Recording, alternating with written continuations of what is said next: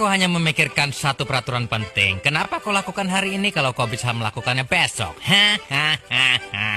Bercanda, bercanda.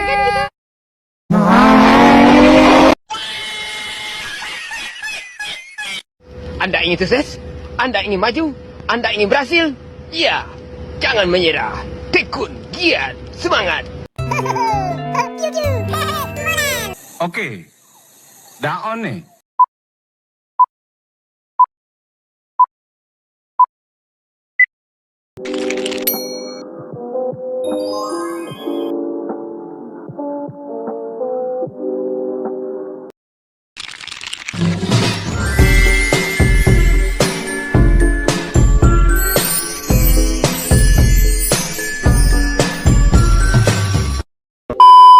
Baik, assalamualaikum warahmatullahi wabarakatuh.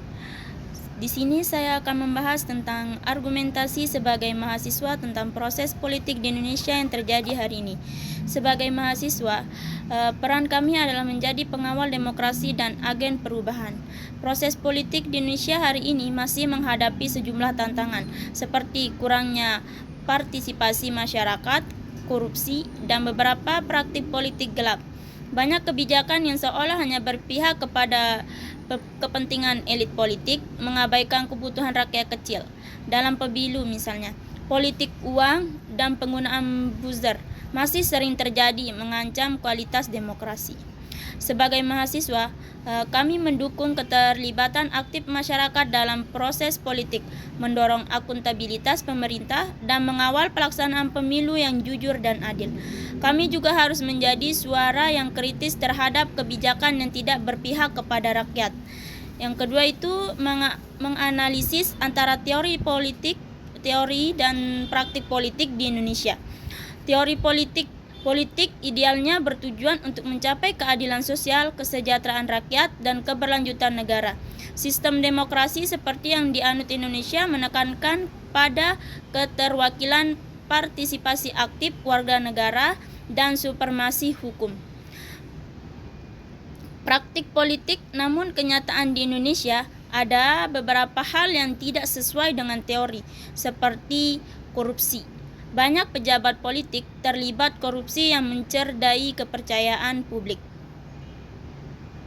Yang kedua itu politik dinasti. Beberapa daerah didominasi oleh keluarga tertentu yang menghambat persaingan sehat. Misalnya yaitu partisipasi publik dalam banyak kasus kebijakan pemerintahan dibuat tanpa mempertimbangkan suara rakyat secara langsung. Praktik politik uang, yang dimana kebanyakan kegiatan pemilu sekarang ini banyak terjadi campur tangan uang yang dijadikan bahan suap para calon kandidat terhadap masyarakat yang memilih, sehingga terjadi adanya ketidakadilan dikarenakan masyarakat lebih memilih pilihannya berdasarkan imbalan dan bukan berdasarkan kualitas. Namun ada juga kemajuan seperti peningkatan partisipasi pemilih dan penguatan fungsi lembaga anti korupsi. Meski masih ada banyak pekerjaan rumah, kesimpulannya itu praktik politik di Indonesia belum sepenuhnya sesuai dengan teori politik yang ideal. Masih dibutuhkan reformasi sistematik dan budaya politik yang lebih sehat. Yang ketiga itu pandangan tentang politik ideal di Indonesia.